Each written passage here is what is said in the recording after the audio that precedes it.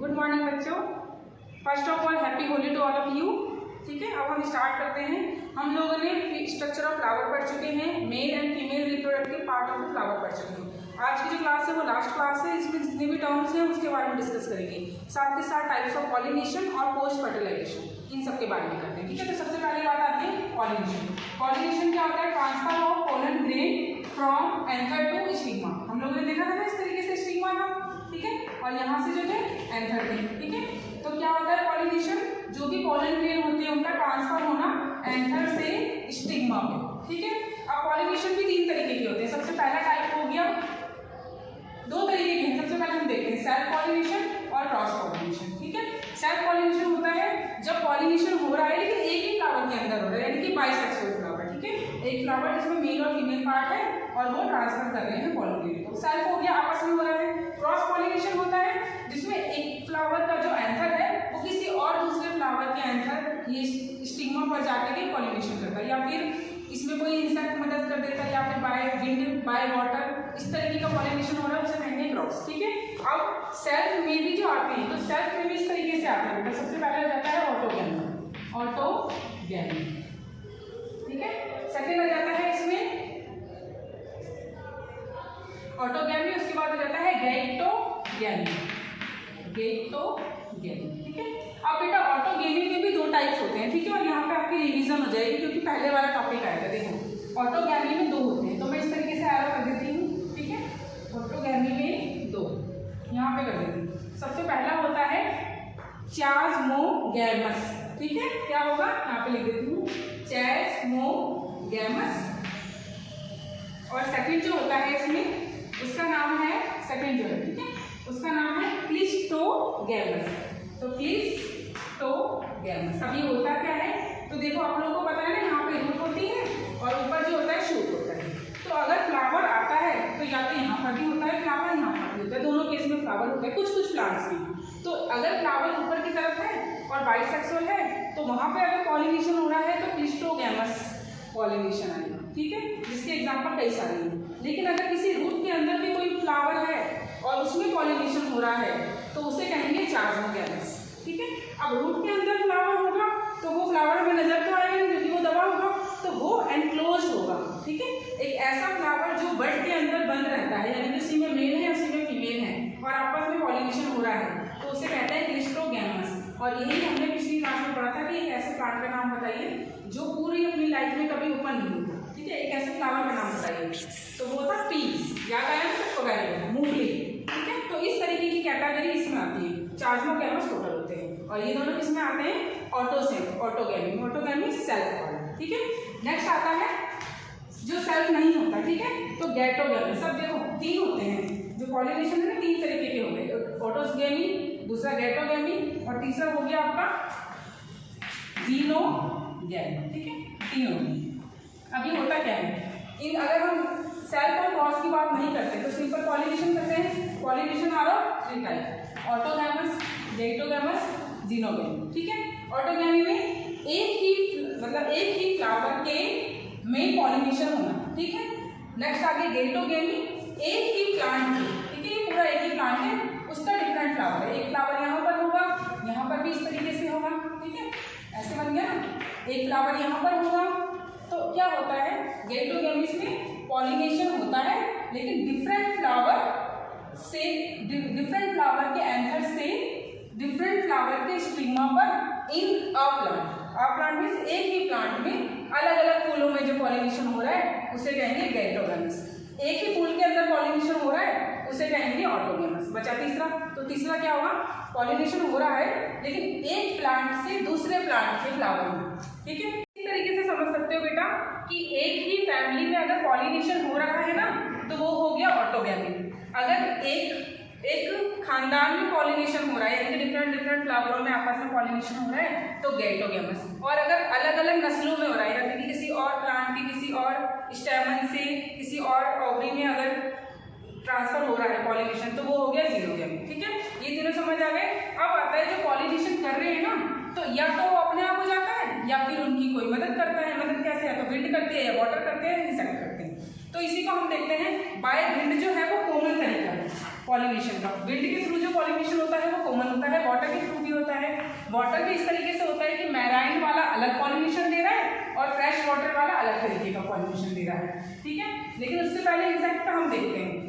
तो इंसेक्ट में क्या होते हैं, क्या क्या होते हैं, बर्ड्स हो गए या फिर इंसेक्ट्स आ गए पॉलिनेशन जो है, या फिर लिजार्ड वगैरह हो गई, ठीक है। इस तरीके के जो होते हैं इंसेक्ट्स वगैरह में, ठीक है। तो अब होता क्या है इसमें, ये पॉलिनेशन करेंगे क्यों, आता है ना क्यों करेंगे, तो बेटा ये पॉलिनेशन करना नहीं जानते तो पता भी ये पॉलिनेशन क्या होता है। ये तो नॉर्मली फूलों को देख करके अट्रैक्ट होते हैं और उनके पास चले जाते हैं।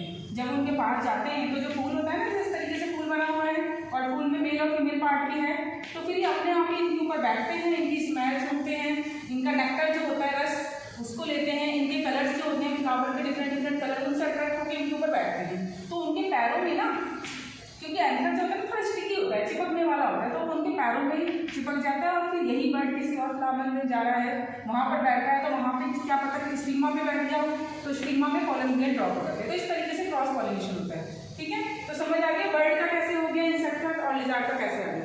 अब एक क्वेश्चन आता है कि लिजार्ड तो इतना बड़ा है, वो पॉलन के इन पे जाएगा तो क्या ये फूल खराब नहीं जाएगा।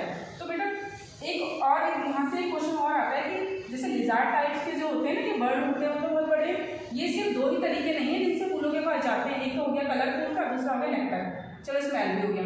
लेकिन एक और वजह होती है कि वो लोग जाते हैं, और वो वजह है कि उनके पास ना जो फ्लावर है उनके पास स्पेस होता है इनके एग को सेव रखने के लिए, इनके जो अंडे होते हैं उन्हें सेव करके रख सकते हैं। अब यहाँ पे ये क्वेश्चन आता है कि एग यानी कि बहुत बड़ा फ्लावर चाहिए उसके लिए, तो ऐसा है बेटा, एक ऐसा फ्लावर है जो 6 फीट का है। कितने फीट का, 6 फीट का, ठीक है। इसका नाम है एमोरफस, आप लोग चाहें तो नेट पे सर्च कर सकते हैं, ठीक है। एमोरफस फ्लावर है जो 6 फीट का है, ठीक है। इसमें क्या होता है, नॉर्मली जो ये बर्ड या लिजर्ड आते हैं ना, ये आते हैं, स्नेक भी आ सकते हैं, वो यहाँ पे इस तरीके का होता है, उसकी लेग भी होती है, फ्लावर्स पेटल्स होते हैं और ये बड़ा सा होता है, तो वो यहाँ पर ना अपने एग जो होते हैं उसे स्टे कर सकते हैं, ठीक है। तो ये भी एक अट्रैक्शन की वजह होती है कि मतलब जरूरत होती है कि ये लोग आएंगे तो इंडायरेक्ट वे में पॉलिनेशन में मदद करते हैं, ठीक है। यहाँ तक का हो गया ये इंसेक्ट वाला पॉलिनेशन।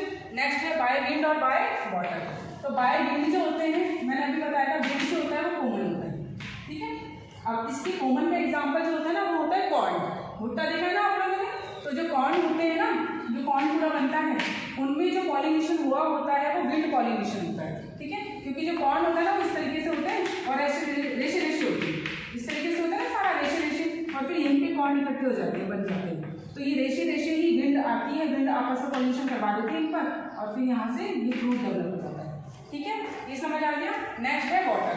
अब वाटर में कैसा होता है, वाटर भी दो तरीके के होते हैं, एक होता है फ्रेश वाटर में, दूसरा होता है मैरीन वाटर में। तो फ्रेश वाटर का भी एग्जांपल आपके सामने है, मैंने यहाँ पर पिक भेजी है, उसको देख लीजिए, और मैरीन वाटर का भी एग्जांपल है। अब लेकिन इनका पॉलिनेशन एक वर्ड आता है, वहाँ से एग्जाम में क्वेश्चन आता है, म्यूसिलेनियस टिश्यू या लेयर, म्यूसिलेनियस लेयर, ये क्या होता है, यहाँ से क्वेश्चन आता है। तो यहाँ ये क्या होता है बेटा, जब वाटर में पॉलिनेशन हो रहा होता है ना, तो उस टाइम पे एक लेयर होती है, ये थोड़ी सी चिपचिपी सी लेयर होती है, जैसे ऑयली होती है ना, उस टाइप की लेयर होती है, जो पॉलन ग्रेन को प्रोटेक्ट करती है, जिसके कारण वाटर ज़्यादा प्रेशर में आ रहा हो तो पॉलन ग्रेन खराब नहीं होती, ठीक है। यहाँ तक का आपका हो गया pollination, types of pollination. Next है आपका पोस्ट फर्टिलाइजेशन। अब है बेटा पोस्ट फर्टिलाइजेशन। तो पोस्ट फर्टिलाइजेशन में जो ओव्यूल होता है ना वो सीड बनाता है, और जो ओव्यूल होता है ना वो फ्रूट बनाता है, ठीक है। अब देखिए कुछ टर्म्स हैं जो एग्जाम पॉइंट ऑफ व्यू से इंपॉर्टेंट है, एग्जाम में आते हैं, ठीक है। सबसे पहला टर्म है कॉल रिजर्व। तो कॉल रिजर्व क्या होता है, प्रोटेक्शन का काम करता है। जो भी सीड्स होती है ना, मिट्टी के अंदर जैसे सीड्स है ना, तो उनकी प्रोटेक्शन का काम करता है, उसे कहते हैं कॉल रिजर्व। कीलोटाइल क्या होता है, जब यही सीड्स जर्मिनेट हो जाती है, तो जर्मिनेटेड सीड्स की प्रोटेक्शन का जो काम होता है, प्रोटेक्शन का, उसे कहते हैं कीलोटाइल। नेक्स्ट आता है एल्ब्यूमिनस। तो एल्ब्यूमिनस होता है जब सारे के सारे जो भी ओव्यूल होते हैं ना वो कनेक्ट होकर के पूरी सीड बनाते हैं, ठीक है। और नेक्स्ट आ जाता है हैविंग सम सीड्स, कुछ कुछ उसमें सीड्स रह जाते हैं, उन्हें कहेंगे एल्ब्यूमिनस। और अगर कुछ भी नहीं रहता, सारा का सारा ओव्यूल जो होता है वो पूरी पूरा ओव्यूल सीड्स बना देता है, उसे कहेंगे नॉन एल्ब्यूमिनस, ठीक है। नॉन मतलब सारा का सारा खत्म हो जाता है, कोई भी सीड्स नहीं बचती, और एल्ब्यूमिनस कुछ कुछ सीड्स रह जाती है उसमें। नेक्स्ट आता है पेरिस्पर्म। तो पेरिस्पर्म क्या होता है, हम लोगों ने ओव्यूल का स्ट्रक्चर पढ़ा था ना, तो उसके ऊपर लेयर पड़ी थी, उस लेयर को ल्यूसिलस कहते हैं। तो इस ल्यूसिलस का जब कोई काम नहीं होता ना, ठीक है, अनयूज्ड ल्यूसिलस, उसको बोलेंगे पेरिस्पर्म। और इसी की तरह क्या आता एम्ब्रियोजेनेसिस क्या होता है? तो एम्ब्रियोजेनी क्या होता है? एक अर्ली स्टेज होती है, अर्ली स्टेज बाद में होती है ग्लोबुलर, यानी कि कई में डिवाइड हो जाती है, कई में डिवाइड होने के बाद हार्ट शेप हो जाती है, हार्ट शेप की और मैच्योर एम्ब्रियो होता है और फिर इसकी डिवीजन होनी शुरू होती है। ठीक है बेटा, ये प्रोसेस लर्न कर लेना।